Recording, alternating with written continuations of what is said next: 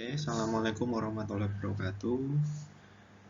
Pada kali ini kita akan sedikit sharing terkait dengan bagaimana mengembangkan instrumen IPAS yang terintegrasi literasi dan numerasi.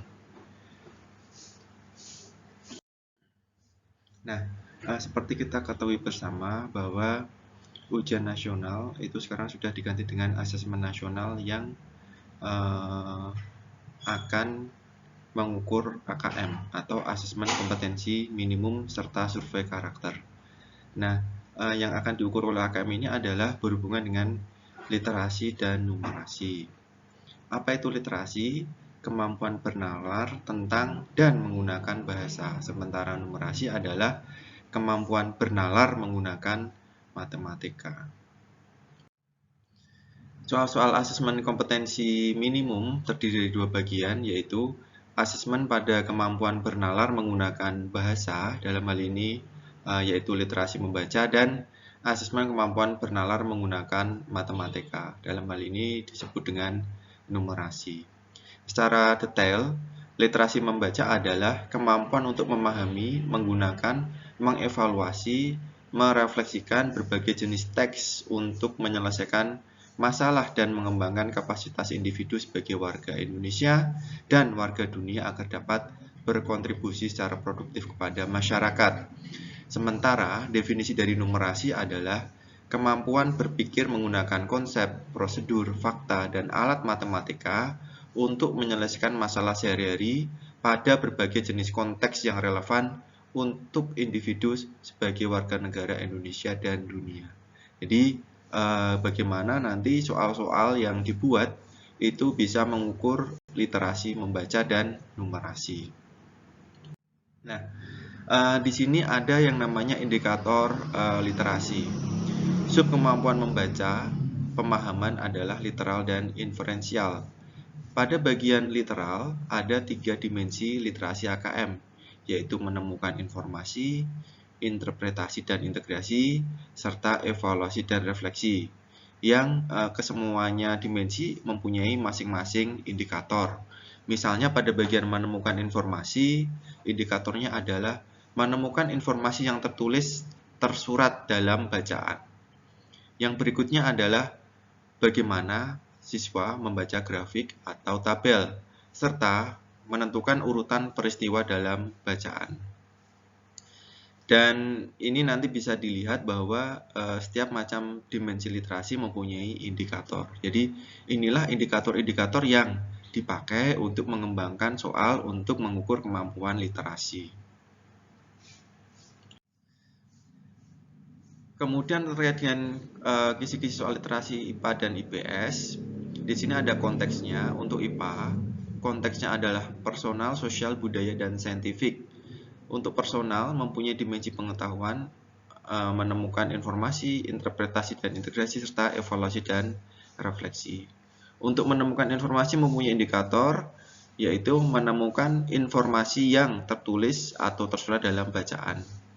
Kemudian untuk interpretasi dan integrasi, indikatornya adalah mengklasifikasi informasi ke dalam kelompok-kelompok tertentu. Serta konten IPS juga mempunyai konteks personal, sosial, budaya, dan saintifik. Yang berikutnya adalah indikator numerasi. Ada 4 domain untuk indikator numerasi, yaitu bilangan, geometri atau pengukuran, data atau ketidakpastian, dan aljabar. Untuk domain bilangan ada 3 dimensi atau level kognitif numerasi, yaitu pemahaman, penalaran, dan penerapan. Masing-masing domain dimensinya ada 3, yaitu pemahaman, penalaran, dan penerapan. Nah, untuk masing-masing dimensi atau level kognitif numerasi ini mempunyai indikator yang bisa dilihat pada slide ini, ya, yaitu membandingkan 2 bilangan cacah, menentukan kelipatan bilangan cacah, membandingkan 2 pecahan, dan lain-lain.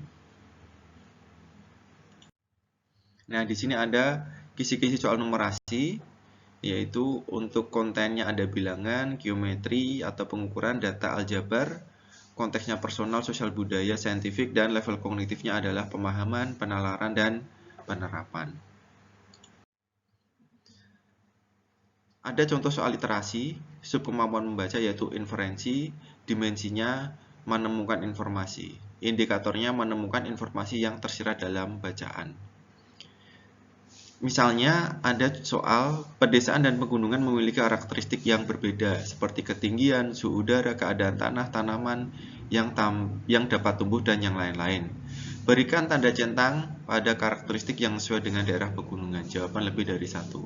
Jadi di sini siswa dituntut untuk menemukan inferensi dan menemukan informasi dari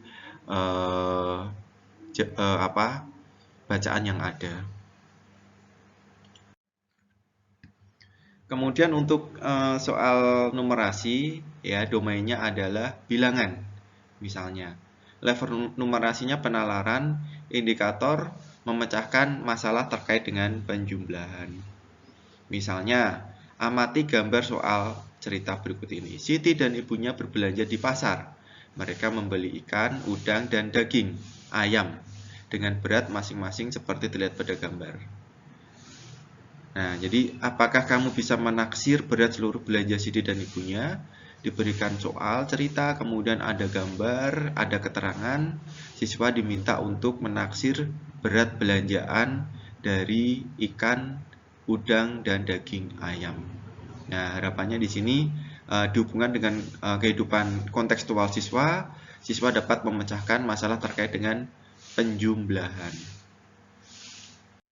Nah, berikut di sini adalah soal keterpaduan IPAS ya, IPA dan IPS yang terintegrasi literasi dan numerasi. Soal-soal IPAS yang terintegrasi literasi dan numerasi ini mempunyai ciri yaitu ada bacaan, kemudian nanti ada tabel, ada grafik sebagai pengantar untuk soal-soal yang ada. Misalnya di sini ada gambar jual beli ikan ya di pasar. Ya. Ada nelayan dan pedagang ikan di Banda Aceh, Provinsi Nangro Aceh Darussalam, dan yang lain-lain. Di sini juga ada informasi IPA-nya terkait dengan ikan, apa itu ikan.